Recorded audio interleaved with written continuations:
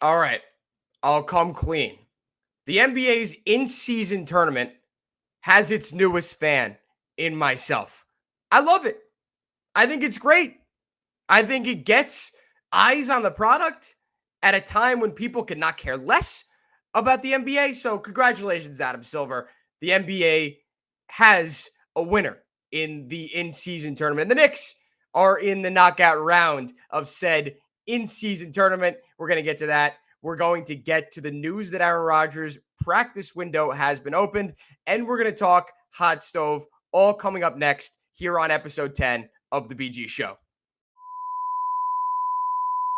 All right, it's episode 10 of the BG Show. Can't believe we made it to 10 episodes. My name is Bryce Gelman, and today I am going to be focusing mainly on the Knicks. It's been a long time coming. I had a few guests that I wanted to have on. Those plans fell through.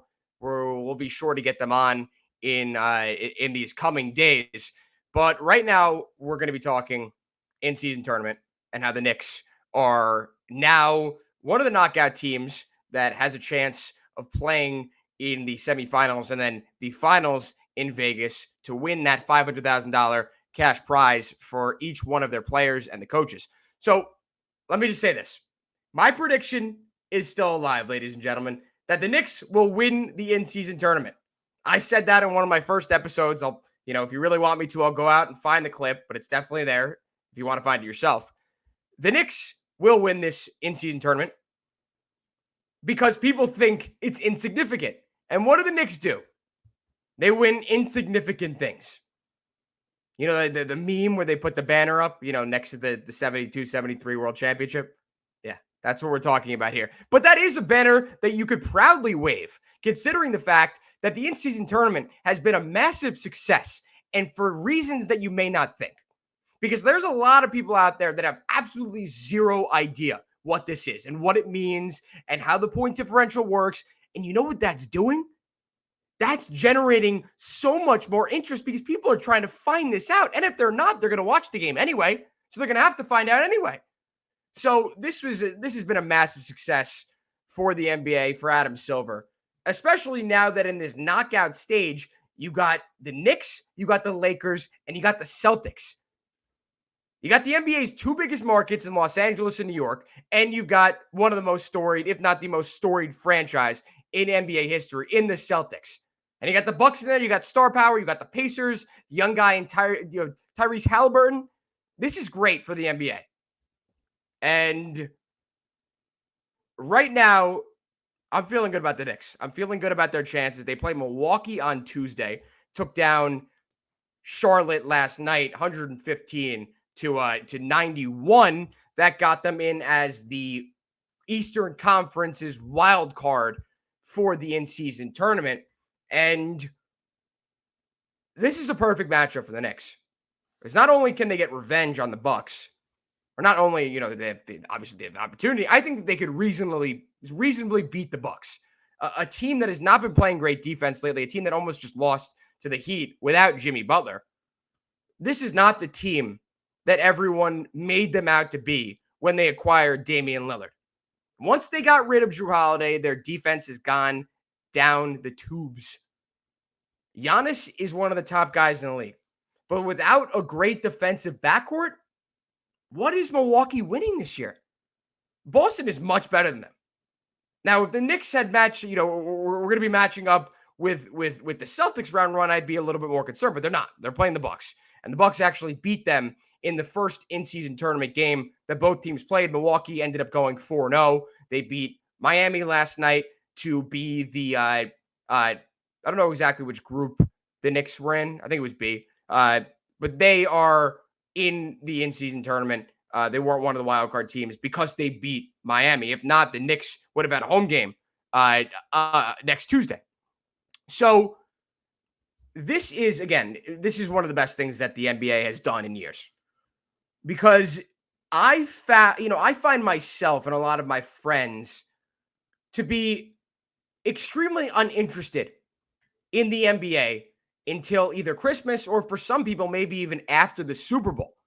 It's very hard to get into the NBA because there are a lot of meaningless regular season games. I mean, look what the Miami Heat did last year as an 8 seed, making it to the NBA Finals, proving that the regular season doesn't matter at all. And MLB is facing the same issue.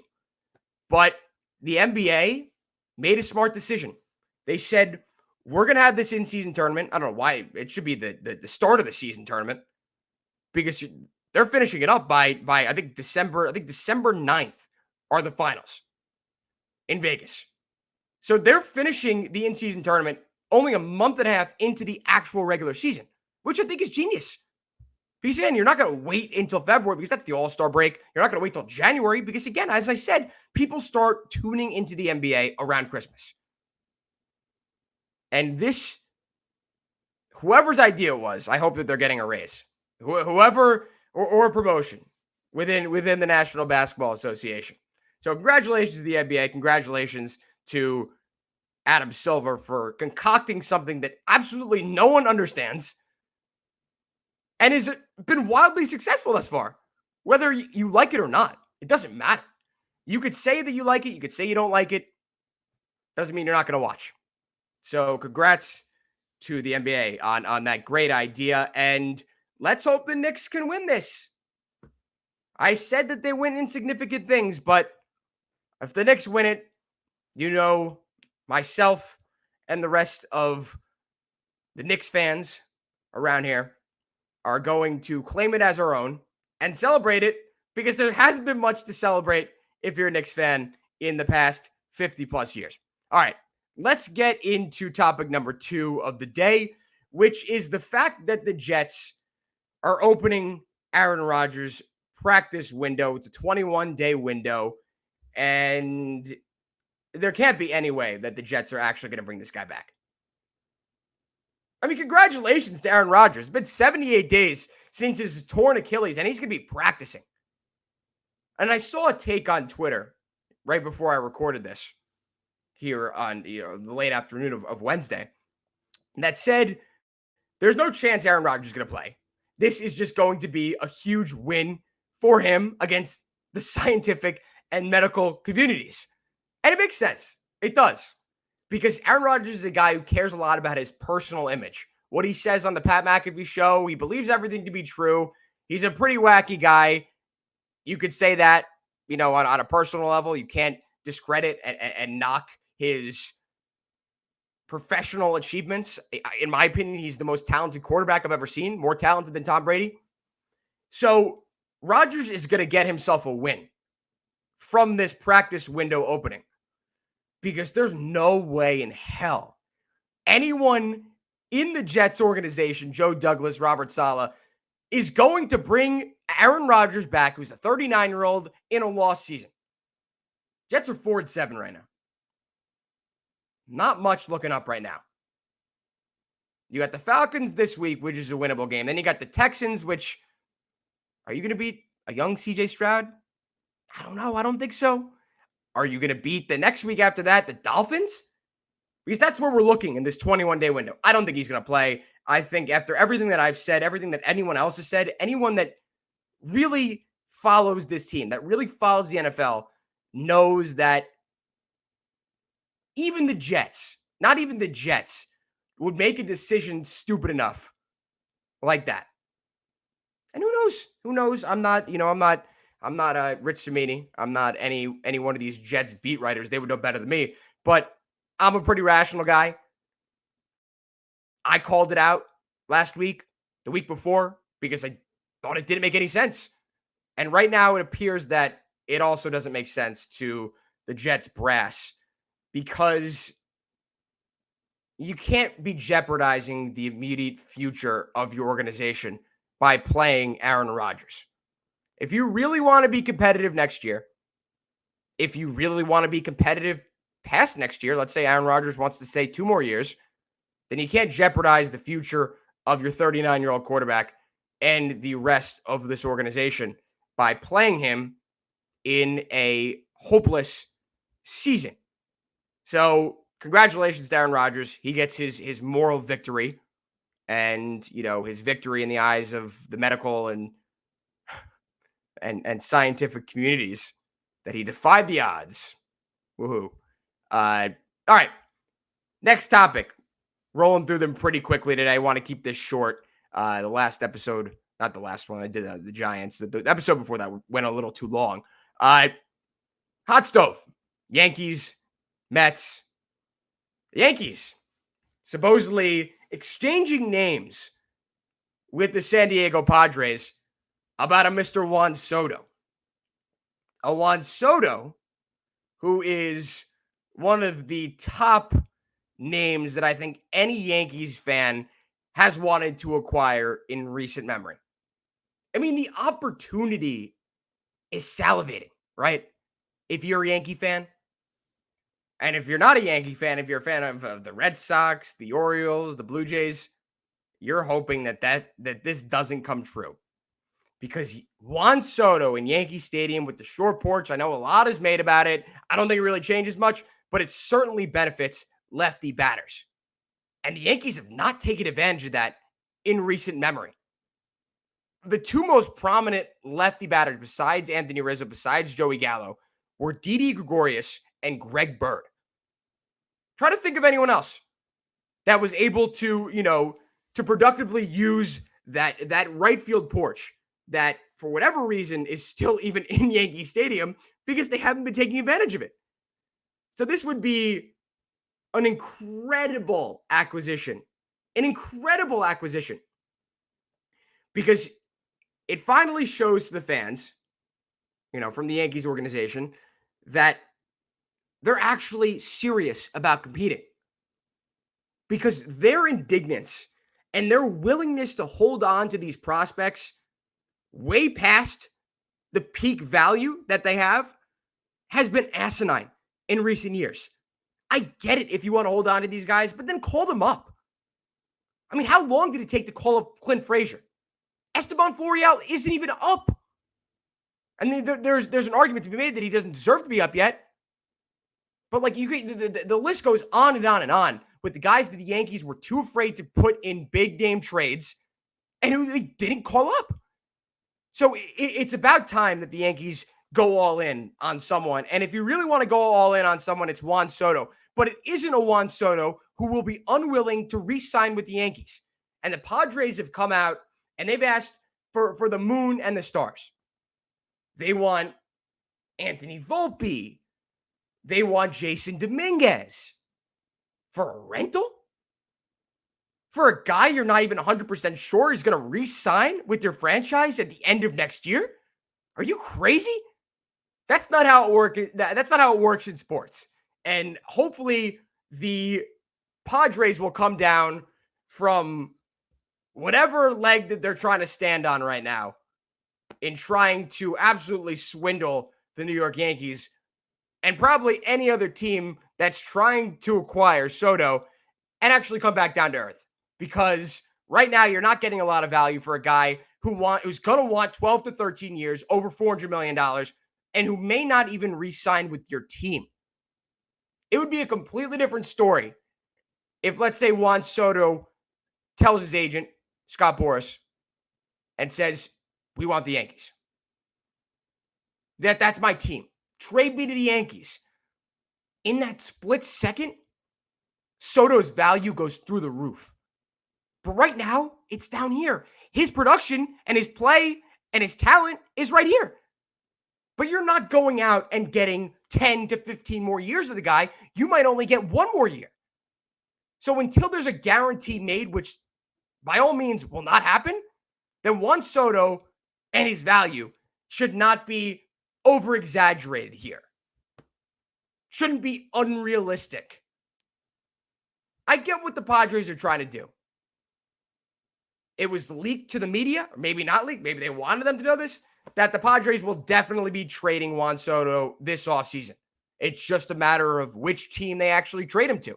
And maybe they're trying to get his value back up by leaking what they asked for, from the Yankees.